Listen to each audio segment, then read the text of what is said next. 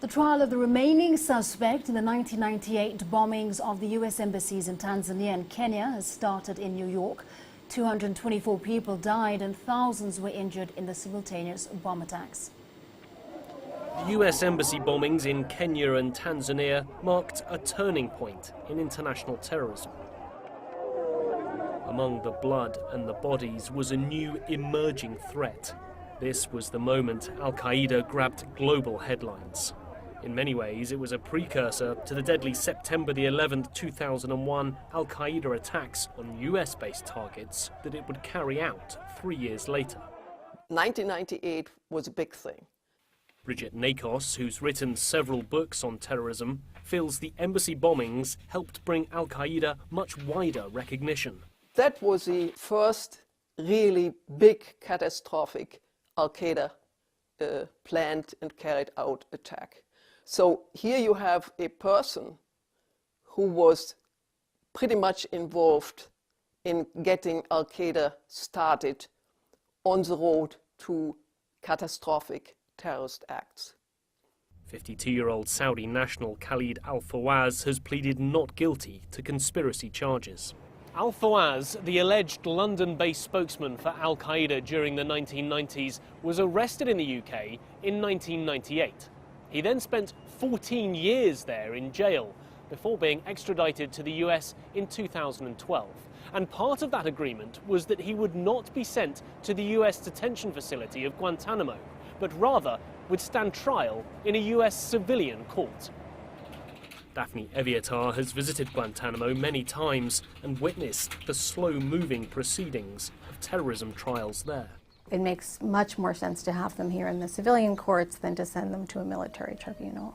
It's just night and day. It's kind of like watching a circus when you watch those military commission proceedings. And not because people aren't trying to do a good job, they are, but the limitations of the system just make it impossible.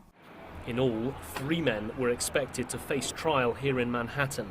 But earlier this month, co-defendant Abu Anas al-Libi died while in US custody in a New York hospital. And in September, Adel Abdul Bari pleaded guilty. He now faces up to 25 years in prison. 6 others are already serving life sentences for their involvement, and several suspects remain at large. As for Al-Fawaz, his trial is expected to last about a month. And if convicted, he too faces up to life in prison. Nick Harper, CCTV, New York.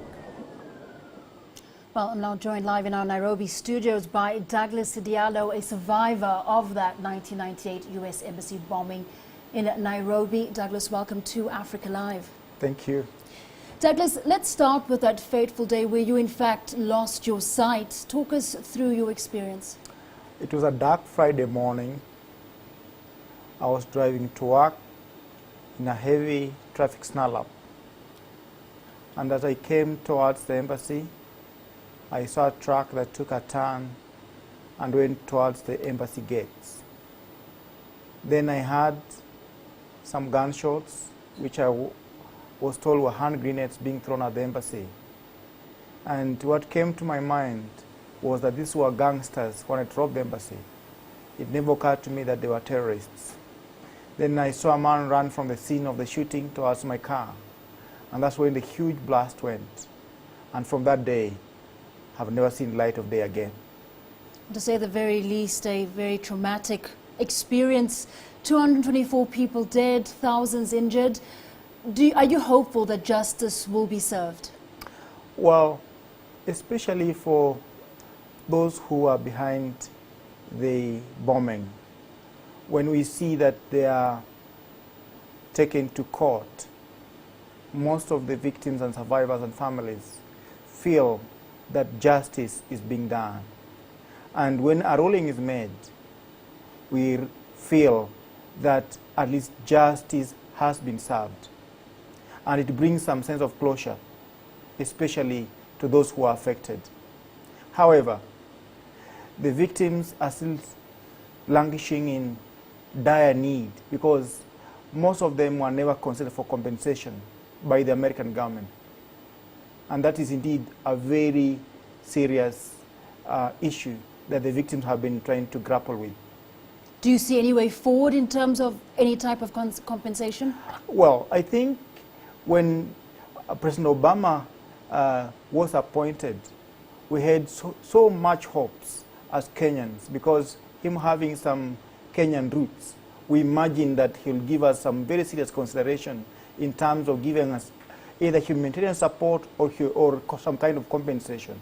But for almost 7 years now, we have never seen anything much coming from a wonderful Kenyan breed, which is President Obama. So as far as we are concerned, we are hoping that something should be done, but we don't know how. Now, Douglas, there have been a number of terrorist attacks since then, and you mentioned something about the disbelief around what was happening around you, the assumption that it could be possibly a robbery, and that's the same that many people said around Westgate. Right. Are you concerned about the safety and security situation in Kenya? Terrorism is an international phenomenon. It can happen anywhere at any one time. It happened during the 9/11. Recently, it's happened even in France. It's been happening in Kenya every other day. And our government, I think, should take an initiative to ensure that Kenyans are safer everywhere at any one time.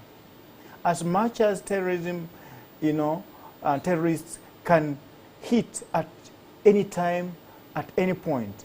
But I think our government should be more careful, especially the security, and as security machinery should be more cautious to ensure that we are more safer. Like say, for example, if the embassy was well guarded, especially after the ambassador had advised Kenyan security that something terrible was going to happen, maybe we would have been safer, much more safer than... Is that not also the responsibility of the US authorities at that time? I think because the US embassy was in Kenya, it was the Kenyan responsibility to ensure that the Kenyans and even the Americans were more safer. Because the responsibility of the American government or the security of the American people was just to guard the embassy. But the security of Kenyans must be assured by the Kenyan government.